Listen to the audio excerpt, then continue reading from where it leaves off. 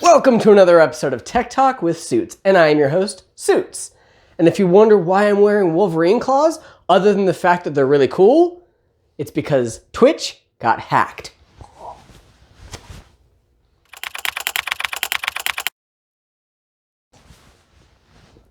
Alright, so Twitch got hacked, and they had a large data leak. What was leaked? A few things, some more important than others. One thing that got leaked was the streamers and how much they get paid by Twitch, which to me isn't really that big of a deal because if you're any good at math and you pay attention, you kind of already know how much they get paid. It's not hard to figure out how much it costs to be a subscriber per channel or per streamer, calculate that by how many subs they have, and then add in probably however many sponsors they have or what their sponsors pay, which is a quick Google search. I mean, it's not that hard to figure out. But in this case, some people still really got unhappy to find out how much some of the streamers made. So it happens. But another big thing to come out of this was it kind of got leaked what Amazon wanted to do for a Steam competitor. Well, I can talk. A Steam competitor. What was this? Steam is obviously not part of Amazon, so they wanted to create their own platform much like Steam. What this was going to be called Vapor. Now, I say was because we don't know if that's going to be changed or not.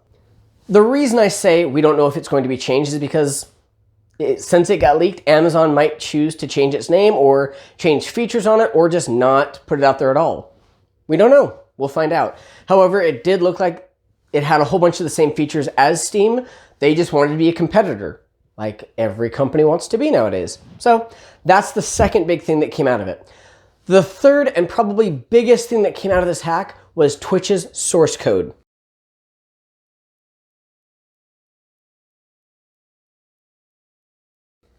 Now, before you say, well, why does source code matter? If you don't know why it matters, it's because you don't know anything about the programming world, which is fine. That's why I'm here.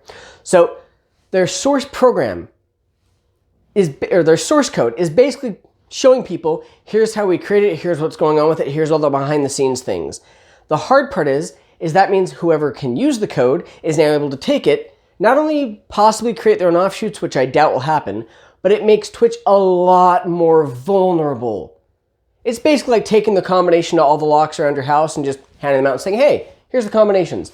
Now, anybody who really wants to hack Twitch might have a much better shot at it because they understand the source code and they can see it and know where any of the little cracks in the platform are. That's a big deal. That's going to be a problem. The hard part about that is, the other big hard part is that once it's out, you can't hide that again. And it's not like they're going to go through and change the source code because that's not going to happen. So this is really possibly disastrous for Twitch. In fact, they had to put out the statement. We can confirm a breach has taken place, says a Twitch spokesperson on Twitter. Our teams are working with urgency to understand the extent of this. We will update the community as soon as additional information is available.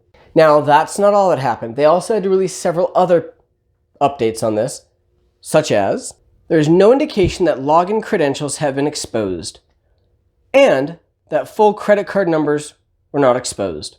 So at least you've got some of that going on for you. They've not found any evidence so far that any of the logins were exposed. So from what they can find, no usernames, no passwords, no email addresses, no really sensitive information for the streamers or anybody that uses Twitch.